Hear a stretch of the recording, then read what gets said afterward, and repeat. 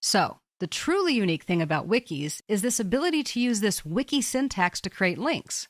Since wikis are web pages, we know they wouldn't be what they are without links, right? We mentioned the internet and Wikipedia as kind of the go-to examples of these technologies, but another type of communication has become viral these days as well. So much so that it has its own place in today's vernacular, including an entire universe all its own, known as the blogosphere. Blogs come from combining the words web and log. They're meant to be a kind of electronic diary that happens to be shared with the world. You should know that blogs can be created in a variety of SharePoint sites, but you also have one by default in your My Site. Now, with that said, you should know that in my opinion, not everyone needs or should have a blog. It's not that everyone doesn't have a right to say what they want, freedom of speech and all that, I know. I just don't think that we all need to share every thought that we have, like some people seem to be doing these days. But let's start with why we need blogs. They really are a beneficial thing. We need them because sometimes we have information to share, but it's more one way than collaborative. In other words, we have something to say, but we don't necessarily want the input of other people. I know that doesn't sound quite nice, but that's the way it is. And this could be an individual who's a subject matter expert, or it could be from a department. A department could have a blog. So the IT department could put out information that they think everyone else needs to hear. They don't necessarily want feedback about what they've said, but that's how they're going to disseminate information. It's not a discussion, and there is one author, whether that's one single person, one department, one project, one entity maybe is a better way to put it. It also is narrative. It's not fields of information, so it really doesn't fit into a typical type of list. It belongs on a web page. Remember that just because you can doesn't mean you should. You should be careful about what you put in your blog. If it's on your My Site, you need to make sure that the opinion that you're giving is okay to share.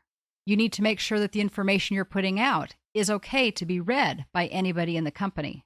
You need to make sure that if you're using your opinion, that it is an appropriate business opinion. One of the things I really like about blogs, though, is it prevents the force feeding of information. These days, everybody loves email. And let's just use the IT department as an example. When they have something to say, like the server will be down or we're going to do something unique, they send out a blast. Everybody in the company, whether that's 100 people or 10,000 people, all get that in their email. Unfortunately, only about 1 or 2% of the people actually care about what they have to say. Sorry, IT people, that's just the way it is sometimes. But you've already sent it all out, you've clogged up the email system, and everybody in the company has to now deal with that email in their inbox. Instead, blogs allow us to allow others to decide when they want to consume information. They know you have a blog, and if they're interested, they can go to that blog on their own time and on their own schedule. They also can go back and read older information and not have to go back and search for emails. So these are all the reasons blogs can be good. The functional focus is how to create posts, how to use categories to organize information in a blog, and how to manage comments from users if you're allowing those comments to be collected. So far, we've talked about some really useful alternative formats for lists in SharePoint. They provide ways to share information and even collaborate in a variety of ways. But what if you want to kind of turn the tables and gather information from others, not necessarily provide information? Then you need a method to do so in an organized and structured way. Enter the SharePoint survey. Surveys, of course, collect information or feedback or opinions. And they're really nice because they're very familiar and comfortable for most of us. We can fill in text fields. We can use drop-downs, radio buttons, and checkboxes. We can give ratings like strongly disagree or strongly agree, poor or excellent. We can use numbers and currency. We can put in dates and times. We can even select people that are part of our organization. There are a variety of other fields as well, but in general, surveys are simply a familiar and comfortable format. Now, there are some things that can be set up in surveys, so they all might work a little bit differently. For example, the number of times you can submit the survey could be just once per survey, or it could be multiple times per survey. If you were filling out a survey for your SharePoint 2013 video training, that might be a time you could only fill it out once.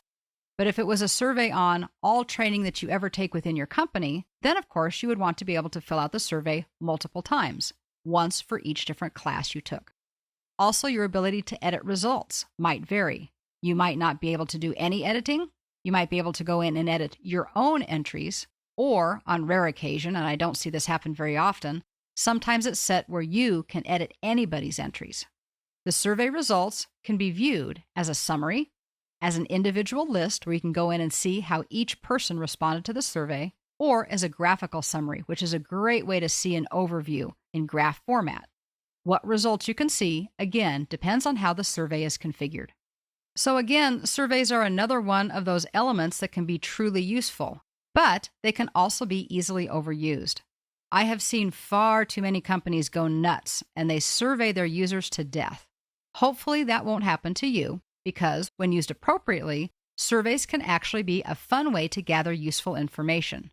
And with SharePoint surveys, your company may no longer need to use third-party external survey mechanisms to do so. It can all be done in-house and in the same application you're probably already going to be using every day. So what you now know is really just an expansion of what you already knew about lists in SharePoint. Lists form the basis of data in SharePoint. Sometimes special functionality is needed, though, beyond the standard list. That's when we have these different alternatives. Discussions provide a way to create list entries that are organized to show the flow of posts and responses. Basically, an electronic conversation. Wikis are web pages that allow multiple authors to provide stronger information than any one person could. A truly collaborative document, but hosted in SharePoint where it's easily accessible. Wikis use their own special syntax, those double square brackets, to create links. But other than that, they are just web pages, and you can type and insert things like pictures to your heart's content. Blogs, on the other hand, provide a venue for sharing information and opinions with others who can review it on their own schedule. They're not being force-fed, and who may also respond to the author. Blogs are usually authored by one person or one entity. And lastly, surveys gather and easily consolidate information and feedback in a structured, managed way using familiar, comfortable types of input. So there you have an overview of the alternative methods of collecting and providing information in SharePoint. You may never see or be asked to use any of these, but the likelihood that you will is pretty high these days. 5 years ago, blogs and wikis were not very common. These days, they're part of our everyday information network, and that's no different in SharePoint. Now you understand what they are for, how they are different, and what additional skills you may need in order to use them.